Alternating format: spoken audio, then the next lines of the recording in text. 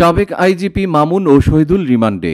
বৈষম্য বিরোধী আন্দোলন চলাকালে রাজধানীর নিউ মার্কেট এলাকায় ব্যবসায়ী আব্দুল ওয়াদুদকে গুলি করে হত্যার অভিযোগে করা মামলায় গ্রেপ্তারকৃত পুলিশের সাবেক মহাপরিদর্শক একেএম শহীদুল হকের 7 দিনের রিমান্ড মঞ্জুর করেছেন আদালত।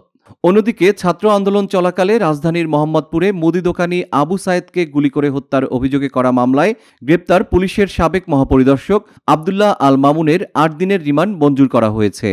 পৃথক হত্যা মামলায় পুলিশের সাবেক মহাপরিদর্শক চৌধুরী আব্দুল্লাহ আল মামুন ও একেএম শহীদুল হককে রিমান্ডে নিয়ে জিজ্ঞাসাবাদের অনুমতি দিয়েছেন আদালত। ঢাকার চিফ মেট্রোপলিটন ম্যাজিস্ট্রেট আদালত আজ বুধবার সকাল 7:30টার দিকে এসব আদেশ দেন। প্রত্যেক আসামির ক্ষেত্রেই 10 দিন করে রিমান্ডে নেওয়ার আবেদন করা হয়েছিল। আজ সকাল 6:30টার দিকে তাদের ঢাকার সিএমএম আদালতে হাজির করে পুলিশ। শহীদুল হকের রিমান্ড চেয়ে আবেদন করেন নিউ মার্কেট থানার সাব ইন্সপেক্টর মোরাদ খান। মামুনের রিমান্ড আবেদন করেন ডিবি পুলিশের পরিদর্শক মোক্তারুজ্জামান। তাদের আইনজীবী রিমান্ড বাতিল চেয়ে জামিনের আবেদন করেন। শুনানিতে শহীদুল হক বলেন, তিনি কোনো হত্যার সঙ্গে জড়িত না, তিনি নিরপরাধ। আদালত শুনানি নিয়ে তার 7 দিনের রিমান্ড মঞ্জুর করেন এবং সম্প্রতি শিশু আলিফ অপহরণের অভিযোগে রাজধানীর হাজারীবাগ থানায় একটি মামলা হয়। এই মামলায় আব্দুল্লাহিল কাফিকে গ্রেপ্তার দেখিয়ে রিমান্ডের আবেদন করা হয়। আদালত শুনানি নিয়ে তার 8 দিনের রিমান্ড মঞ্জুর করেন। শুনানি শেষে ঢাকার মেট্রোপলিটন ম্যাজিস্ট্রেট আখতারুজ্জামানের আদালতে জামিন আবেদন নামঞ্জুর করে রিমান্ডের আদেশ দেন। গতকাল 3রা অক্টোবর মঙ্গলবার রাতে চৌধুরী আব্দুল্লাহ আল মামুন এবং শহীদুল হককে গ্রেপ্তারের কথা নিশ্চিত করেন ঢাকা মহানগর পুলিশ ডিএমপি।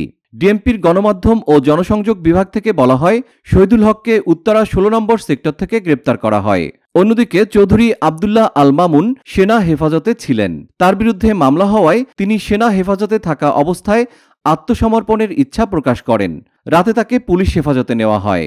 ঢাকা জেলার অতিরিক্ত পুলিশ সুপার আব্দুল্লাহিল কাফিকে গত সোমবার রাতে ঢাকার হযরত শাহজালাল আন্তর্জাতিক বিমানবন্দর থেকে আটক করার কথা জানানো হয়।